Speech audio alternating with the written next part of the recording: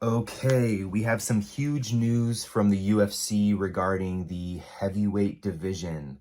But first, let's run through the event. The first event of the year, UFC Fight Night Imavov versus Strickland at the Apex Center. Let's start out with Dan Argueta versus Nick Aguirre at 145 pounds. So this was Nick Aguirre's UFC debut. He is training partners with Bilal Muhammad, and he was highly touted, but Dan Argueta was just a pit bull in this fight. He was too strong, his pressure wrestling was too much, and he dominated the fight and took the unanimous decision. Next up, we have Alan Nascimento versus Carlos Hernandez at 125 pounds. Alan Nascimento, the Brazilian, showed brilliant back control, rode Hernandez like a backpack, and eventually got the rear naked choke submission in the first round. Next up, we have Claudio Ribeiro versus Abdul Razak Al Hassan. These guys are beasts, two powerful fighters going head to head at 185. Abdul Razak Al Hassan is a judo practitioner. You don't see a ton of judo players in MMA, but it is a transferable skill for sure. All of those gi grabs and body torques really transfer into having amazing hooks. And Abdul Razak Al Hassan showed that in this fight. He sent Claudio Ribeiro to the shadow realm with some nasty hooks and knocked him out in the second round. Moving on, we had Javid Basharat, the Afghani fighter now living in London, versus Mateus Mendonça from Brazil. These are two young lions, undefeated prospects, going head-to-head on the prelims. This is why I love the UFC. These are the fights we don't get from boxing. These are two up-and-comers who have a lot to lose, and instead of coddling them, they match them up in the prelims. I love this. This is a sleeper fight. The casuals might not watch, but this was a banger.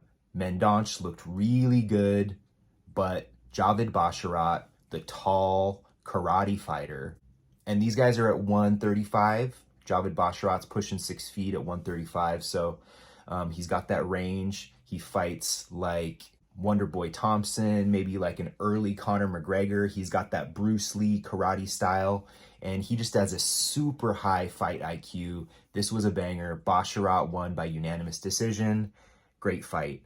On to the main event, we had Umar Nurmagomedov versus Raoni Barcelos. Banger. Umar knocked out Barcelos in the first round with an absolutely amazing striking combination. He goes in for the knee, misses the knee, but right behind that knee came a left hook that put Barcelos out. Umar Nurmagomedov followed up with a hammer fist, and then mercifully, realizing that Barcelos was knocked out, stood up and stopped the assault. But that was a super high level, super impressive win for Umar Nurmagomedov.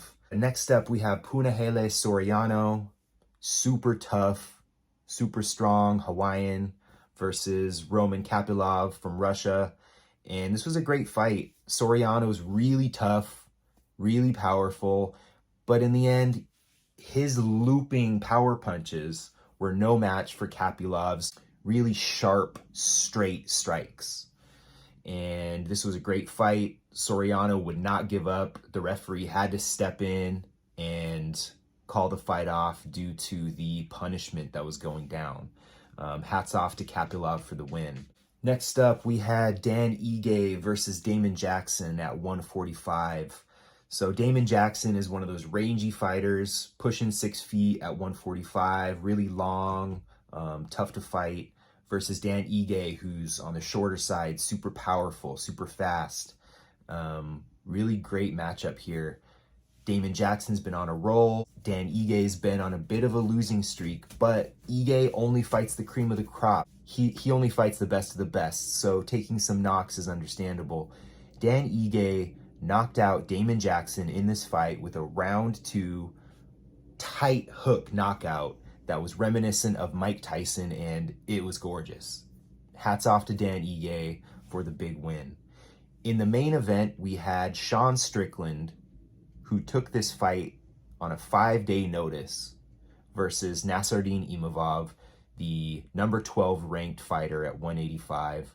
Imavov is born in Dagestan, Russia, home of the killers, now lives in France, trains with Cyril Gane, and he's a smooth, good fighter. He's good on the feet, good with grappling, really cool, calm, and collected, very smart fighter. He was supposed to fight Kelvin Gastelum, but Gastelum had to drop out due to a mouth injury, even though Sean Strickland just fought a few weeks ago against Jared Cannonier in the main event of the last UFC event of 2022. Here he is filling in on 5 days notice against a super tough opponent in Imavov. And Sean Strickland won the fight by unanimous decision. He looked great. He's got this awkward style. All he does is spar.